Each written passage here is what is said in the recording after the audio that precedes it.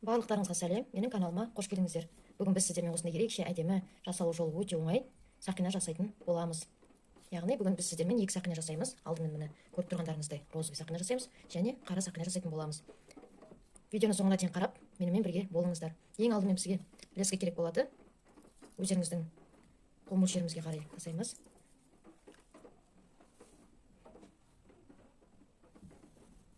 Лесканы қиып алдық. Енді бір лескімізге, яғни 5 розовый бисер жинайтын боламыз. Мінекей, мен 5 бисер жібімен жинадым. Енді екі лескімізді тең қылып, бірдей қылып ұстаймыз. Және ең соңына апарып, енді оған, яғни сиреневый түстес ашық. Екі лескінің екеуіне де, екеуін осы бисерге кигіземіз. Яғни екі лескіні бисерімізге кигіземіз. Бізде осылай шығады. Енді осыны артқа қайырамыз, яғни ортасына қойып. Дәл осылай қыламыз. Яғни екі лескімізді екі шетінде тұрған екі жанындағы екі бисерге өткіземіз. Яғни ортасында тұрғанға теңейміз. Яғни екі шетінде екеуіне өткіземіз.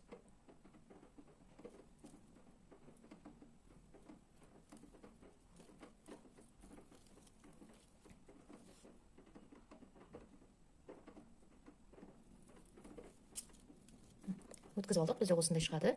Және енді бір жібімізге розовый бисерді аламыз. Және соған қарама қарсы, яғни X жасау арқылы бисерімізді екі леске кигіземіз. Қарама қайшы қылып кигіземіз. Және осыны бізде дәл осындай бір гүліміз шықты.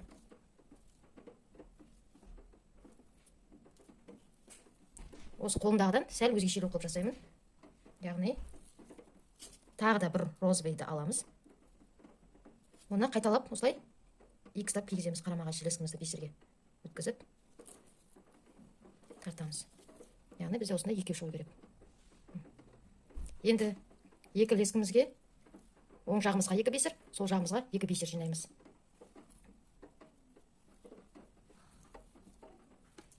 Екі лескі екі жағынан екі бисерін жинап апардым. Қайтадан екі лескімізді бірдей қылып, басқа түстес, яғни сиреневый түстес, яғни екі лескіні бисерге кіргіземіз.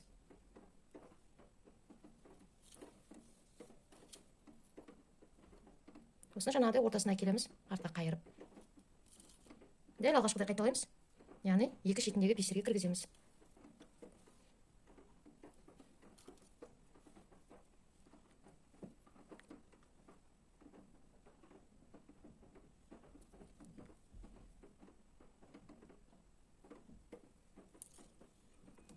Кигіздік.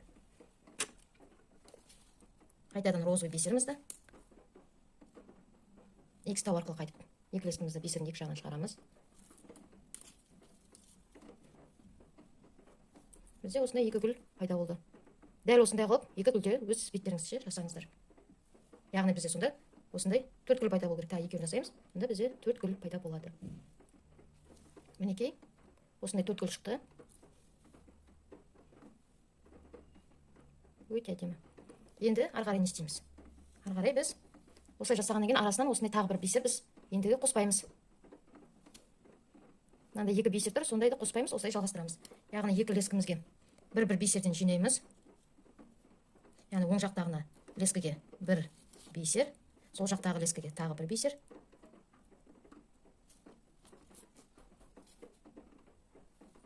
Бір бисер. Және тағы бір бисерімізді алып, анағыдай X-тап, X жасау арқылы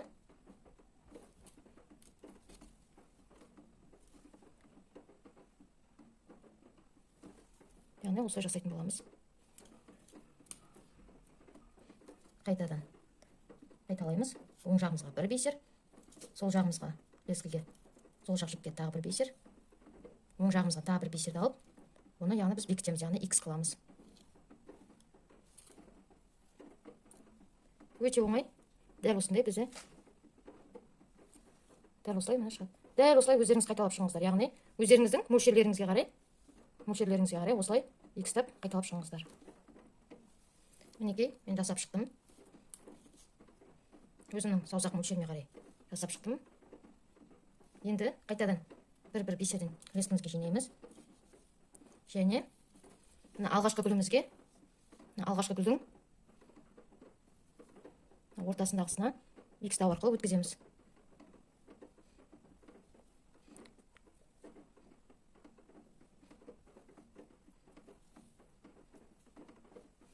Мінекей. Гүлдікіне, яғни гүлдің ең біріншісіне міне тұрғаны. Соған, яғни лескімізді икстау арқылы осылай яғни бекіттік. Енді мына лескімізді мына осыған шығамыз, дәл осыған.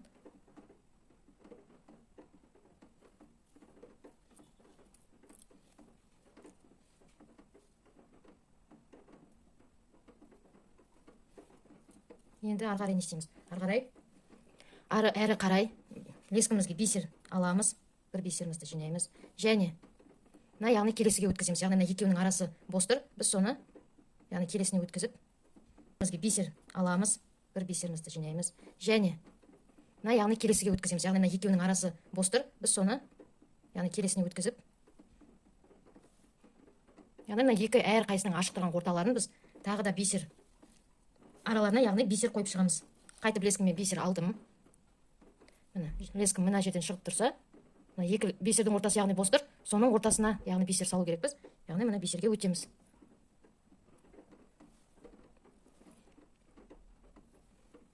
Ортасына салдық. Келесі де дәл солай. Бисерімізді аламыз. Екі ашық тұрған ортасына, яғни келесі бисерге кіргіземіз.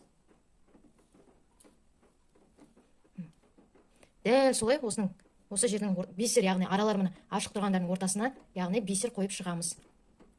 Лескімізге бисер кигіземіз, оны мына бисерден шығарамыз. Тағы бисер жинаймыз, мына бисерге өткіземіз. Яғни осылай жинап шығасыздар. Мен аяқтадым, бәрін жасап шықтым. Ары қарай бармаймыз, ары қарай гүлге қозғамаймыз. Осы жерден аяқтаймыз міне. Енді қайтып алғашқы тұрған мына бисерімізге, яғни жібімізді, лескімізді қарама-қарсы қайтып өткіземіз.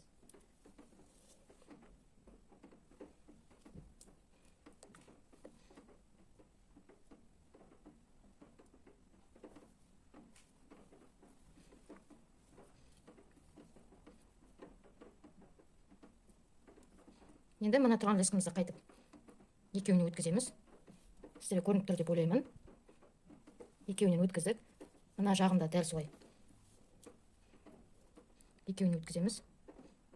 Негізі екі лескінің басына ине кигізіп жасасаңыздар өте ыңғайлы болады. Мен яғни ине қолданбай осылай лескінің өзімен осылай жасап жатырмын, сондықтан кішкене ыңғайсыздау болып жатыр. Және оң жақ лескіміздің екеуіне кигізгеннен кейін мына ортасынан шығарамыз. Яғни екі лескіміз бір-бірімен, яғни былайша айтқанда кездесу керек. Яғни бір жерден үшеу шығу керек.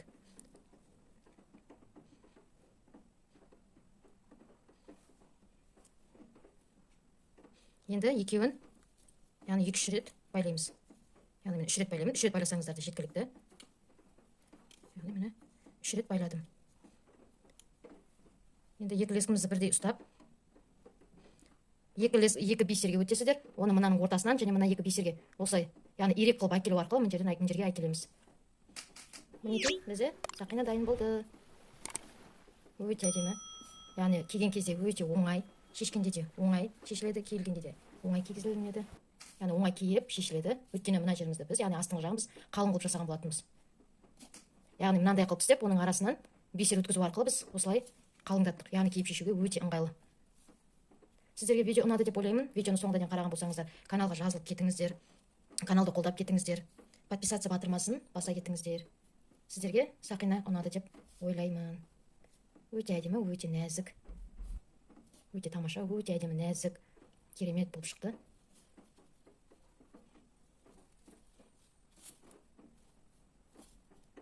Келесі кездескенше екінші сақинамызды жасайтын боламыз. Бұл сақинаны келесі видеоға салатын боламын. Жасап көріңіздер, сіздерге ұнайды деген ойдамын. Каналды қолдап кетіңіздер. Келесі кездескенше сау болыңыздар.